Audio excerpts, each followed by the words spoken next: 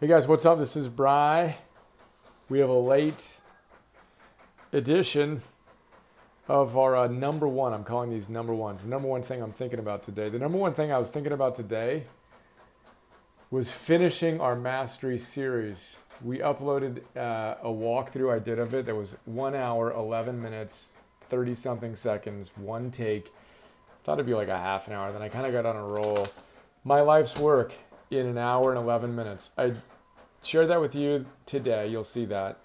And then I hit the Barnes studio out there that we converted into a studio and filmed it for Module 0. You can check that out. Watch it for free at optimize.me/coach. Get a bunch of other free stuff. Now the printer's blowing up. Messy office. I've got these cards that I'm FedExing to our film genius. This is like precious gems right here going out this afternoon. I'm printing out the workbook for our coaches. It's like 159 pages. Every single session here has its own worksheet, right? So this is the Mastery Series, 7 modules, Module 0, and then every single one of our worksheets, exercises has a worksheet. And then our head coach, Michael, walks you through them in his practice videos. They're super cool. Anyway, I'll talk more about that tomorrow. Today, 1, 2, 3. Okay, so yesterday I ran an experiment, right? And I gave myself a little bit less sleep. And it told me you need a little more sleep. I was in bed for 8 hours and I got 7 hours of sleep. And I told you I felt a little tired. I needed more sleep. So today I ran the experiment and I stayed in bed for 9 hours. I was tempted to stay in bed for 10. Just to see what that would do. But I decided that today would be 9 hours. And my temperature was up a little bit for some reason. Otherwise, it just would have been epic. So I stayed in bed for 9 hours, and I got nearly 8 hours of sleep. But this is just crazy. So my resting heart rate came down to 39, which I hit. I think I've hit 38 before, but usually I'm like 40. See, 41, 41, 42, 40. The heart rate variability number is insane. That's the second highest number I've ever gotten. 100 is the highest I've ever gotten. Frankly, I think something must have gone wrong in their system, because check this out. Heart rate variability, if you know anything about heart rate variability as measured by Aura, you know this is crazy. 92 average, right? But I maxed out at 254. I looked at that, I'm like, no, I broke their system. There's no way that's right. Anyway, I laughed. I've gotten 150 or something, which I believe, but I'm not sure what I think about 254. Resting heart rate, average was 42, which is really good for me, 39, etc. But anyway, the real experiment was sleep. So I was in bed for 9 hours and 12 minutes. I got 7 hours and 53 minutes of sleep, 86% efficiency, and I feel way better. That hour totally changes my overall energy, which I used and put to work today on this good stuff. So that's the primary lesson for today. Nice to see the experiment come through. But then, I was thinking this morning about this study that's been done. It's called the audience effect.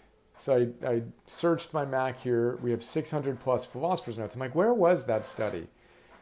And I literally searched eyeballs. I knew I talked about eyeballs, right? And I found this. I printed it out. I'll be doing a PNTV on this. I don't think I've done one on this yet. How Bad Do You Want It? Great book. So I'm just going to share this with you today. And the point here is that my performance is going up because now I know I'm accountable to you. I'm going to share my data with you every day. What I did, what I didn't do. You talk about like humbling. You better be showing up, You really being a professional philosopher over here, Bri? Get to work. So there's actually research on this. I'm just going to share it with you right now. The Audience Effect, Philosopher's Note on How Bad Do You Want It? Great book. Matt Fitzgerald. Well done. Here we go. Psychologists have a name for this phenomenon, the audience effect. The Online Psychology Dictionary defines it as the influence of the presence of other people on an individual's behavior. Psychologists believe that the audience effect is mediated by a so-called sociometer, a mechanism involving multiple regions of the brain, including the anterior insula and the inferior gyrus. Through this mechanism, people notice and interpret the attention of those around them and use this input to adjust their behavior in ways that are likely to earn more positive attention. Your eyeballs are on my aura score. Might be adjusting my behavior even more. I'm just even that much more committed. I already was, but now it's gone up a level. And the point here is, how can you do something like this? In essence, the audience effect coaxes people into holding themselves to higher standards. Always a good thing if you want to play the game of life well.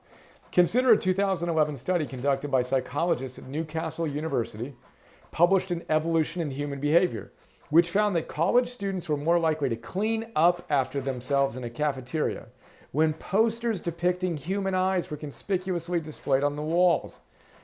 What a great, who came up with that? The audience effect elevates people's standards not only for moral behavior, but also for any kind of task performance that might be judged. We humans want to be seen as being good at whatever we do in the presence of others. End quote. 1,000-second timer. Thank you, Timex. Isn't that fascinating? There we go. And oh, by the way, here we go. Angela Duckworth, grit. The bottom line on culture and grit is this. If you want to be grittier, find a gritty culture and join it. If you're a leader and you want the people in your organization to be grittier, create a gritty culture. Now, I didn't intend to make this another opportunity to promote Optimize Coach, but you want to join a gritty community?